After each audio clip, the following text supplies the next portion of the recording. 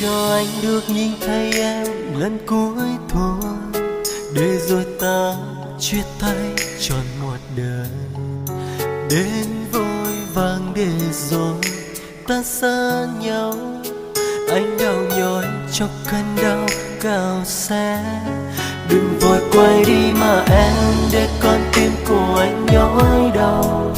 Có lẽ anh đã không thể mang đến được hạnh phúc như em từng mơ, để giờ em quay lưng đi. Con tim của anh giờ đây dường như đã vỡ nát. Đừng quay đi em, hãy nhìn lại, hay là em hết yêu anh.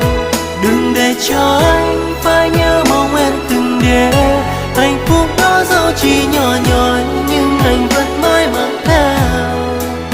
Và anh biết em đã đổi thay, hãy bước đi theo cuộc tình mới, nơi mà em đã ước mơ. Anh sẽ thấy con tim anh bình yên, dù anh biết nỗi đau sẽ theo thời gian cuốn trôi anh. Giữa dòng đời anh sẽ vẫn luôn mỉm cười.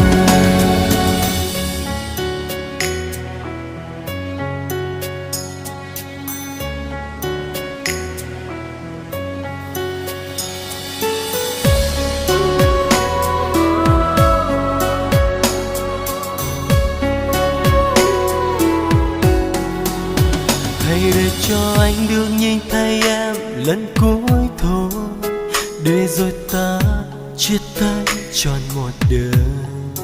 Đến vội vàng để rồi ta xa nhau, anh đau nhói trong cơn đau cao xe.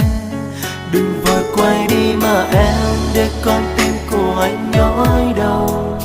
Có lẽ anh đã không thể mang đến được hạnh phúc như em từng mơ, để giờ anh quay lưng đi. Con tim của anh giờ đây dường như đã vỡ nát. Đừng quay đi em, hãy nhìn lại, hay là em hết yêu anh. Đừng để cho anh phải nhớ mong em từng để hạnh phúc đó dẫu chỉ nhỏ nhoi, nhưng anh vẫn mãi mang theo. Và anh biết em đã đổi thay, hãy bước đi theo cuộc tình mới, nơi mà em đã ước mơ. Anh sẽ thấy con tim anh bình yên, dù anh biết nỗi đau sẽ theo thời gian cuốn trôi anh. Giữa dòng đời anh sẽ vẫn luôn mỉm cười.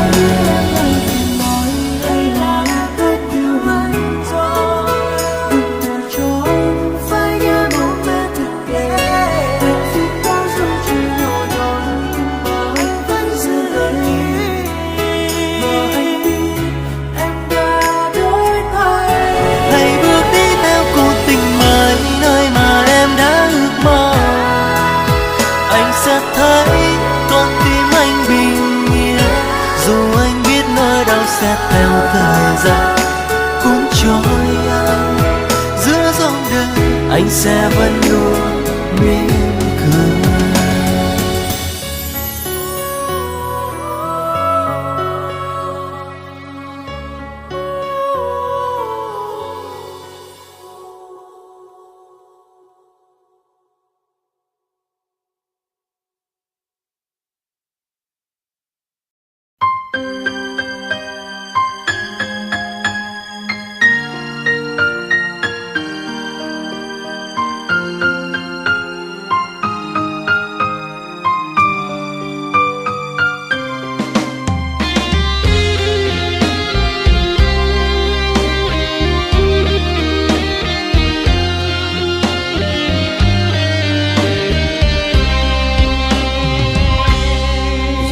bao tia kể chi lu nó vừa mò rung lì nó tư chi lo lu cò tàu gió coi giữ tư cho lu cho cô y lần chỉ mua lần từ vừa lũ cô y lần sư mù có ta chỉ nâng lòng nụ nó con danh chia mua cô cho kia mù lũ đua y tu chia dọn gió bao tia có lan ra làn ria chỉ mua lù chia lù cũng nó tia chỉ gió mùa gió kê lù nó trong cao lo chờ mong chi